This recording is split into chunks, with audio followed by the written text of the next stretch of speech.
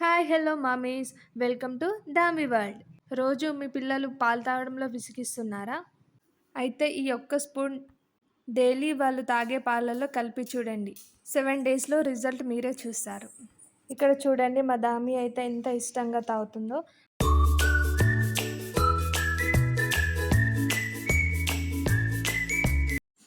అయితే మనం ముందుగా ఒక కప్పు బాదం నైట్ అంతా నానబెట్టుకోవాలి. నెక్స్ట్ డే మార్నింగ్ ఒకసారి కడిగేసి పొట్టు తీసి నీట్గా ప్లేట్లోకి తీసుకోవాలి.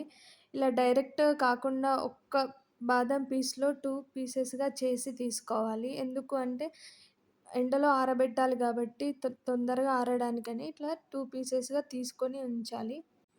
లేదు అంటే ఇంట్లో అయినా 2 డేస్ ఆరబెట్టుకోవాలి.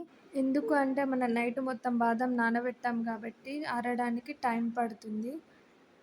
ఇప్పుడు ఆరబెట్టిన బాదం ఆయిల్ లేకుండా ఫ్రై చేసుకోవాలి.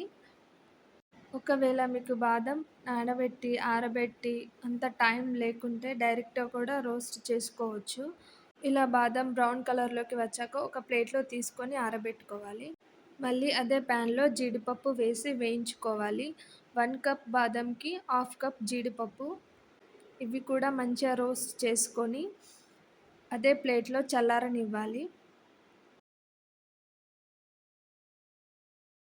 మనం బాదం ఏ కప్తో తీసుకున్నామో పుట్నాలు కూడా అదే కప్తో తీసుకొని వేయించుకోవాలి. వీటితో పాటు పూల్ మఖానా కూడా వేయించుకోవాలి. క్రిస్పీగా అయ్యేంత వరకు వేయించుకొని ఇవి కూడా ప్లేట్లో తీసుకొని చల్లార్చుకోవాలి.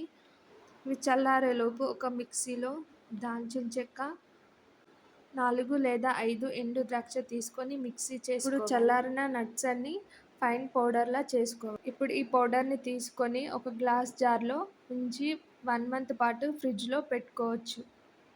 డైలీ 1 స్పూన్ పాలలో కలిపి మీ పిల్లలకి ఇవ్వండి. వాళ్ళు హ్యాపీగా తాగుతారు. ఇది ఒకసారి ట్రై చేసి కామెంట్ బాక్స్లో మీ ఒపీనియన్ చెప్పండి. అలాగే లైక్ చేసి షేర్ చేసి మరిన్ని వీడియోస్ కోసం సబ్స్క్రైబ్ చేసుకోండి.